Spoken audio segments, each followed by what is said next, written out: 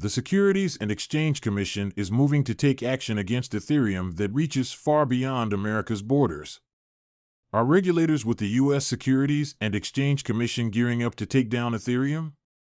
Given the saber-rattling by officials, including SEC Chairman Gary Gensler, it certainly seems possible. The agency went on a crypto-regulatory spree in September. First, at its annual The SEC Speaks conference, officials promised to continue bringing enforcement actions and urged market participants to come in and register their products and services. Gensler even suggested crypto intermediaries should break up into separate legal entities and register each of their functions, exchange, broker-dealer, custodial functions, etc., to mitigate conflicts of interest and enhance investor protection. Next, there was an announcement that the SEC's Division of Corporation Finance plans to add an Office of Crypto Assets and an Office of Industrial Applications and Services to its disclosure review program this fall to assist in registering crypto market participants. Then, there was testimony before various Senate committees on proposed legislation to overhaul crypto regulation, where Gensler reiterated his belief that nearly all digital assets are securities, implicitly endorsing his view that such digital assets and relevant intermediaries should register with the SEC. But perhaps the most ground-shaking shots occurred when the SEC took aim at Ethereum, possibly reversing a years-long détente that began when a previous SEC official stated that Ether, ETH, along with Bitcoin, BTC, was not a security.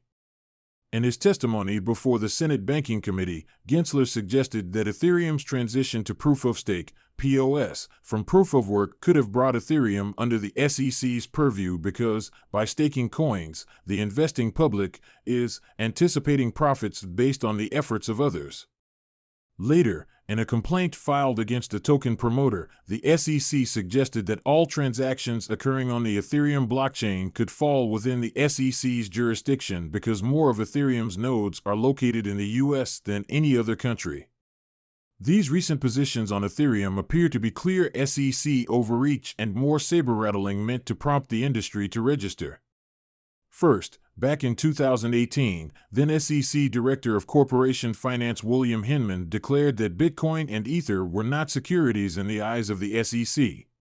This seemed rooted both in the fact that Ethereum was sufficiently decentralized and in the difference between cryptocurrencies, replacements for sovereign currencies, and digital tokens, assets revolving around a specific venture. But Ethereum's merge to POS has potentially muddied those waters, with the SEC suggesting that Ether could now be a security under the Howey test. An asset is a security if it is 1. An investment of money, 2. In a common enterprise, 3. With a reasonable expectation of profits, and 4. Derived from the efforts of others. It's unclear how the merge could have substantively changed the decentralized nature and purpose of Ethereum to now make it a security. It's still more akin to Bitcoin than digital tokens. Arguably, though, it is closer to meeting the Howey factors, especially with more crypto-lending-like attributes that the SEC has already alleged can make a product a security. See BlockFi action. POS, however, is still quite distinct from crypto-lending platforms where tokens are staked and interest earned by what the lending company does rather than the combined efforts of the stackers. So, it still seems far-fetched to deem Ether a security when viewed in the context of what the Ethereum blockchain is primarily used for, smart contracts, and how its coins are mined.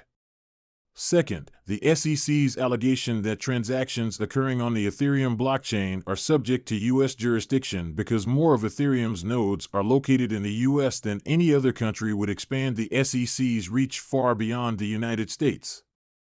Based on that reasoning, the SEC could assert jurisdiction over an Ethereum-based token developed in Germany, offered and sold in Germany exclusively to Germans, because the cluster of Ethereum nodes in the U.S. means that the transactions effectively occurred in the United States. Such an outcome would seem highly unlikely to pass legal muster. Does all this aggressive posturing by the SEC foreshadow an enforcement action against Ethereum? Who would they sue, anyway? Or actions against foreign actors for foreign conduct on Ethereum? More likely, this is a negotiating tactic meant to scare the industry into succumbing to the SEC's jurisdiction voluntarily. Come in and talk to us, and register, essentially. Because if Ethereum is at risk of being deemed a security/exchange, Ethereum, then surely so are all the other tokens and decentralized finance platforms in the industry, except, presumably, Bitcoin, for now.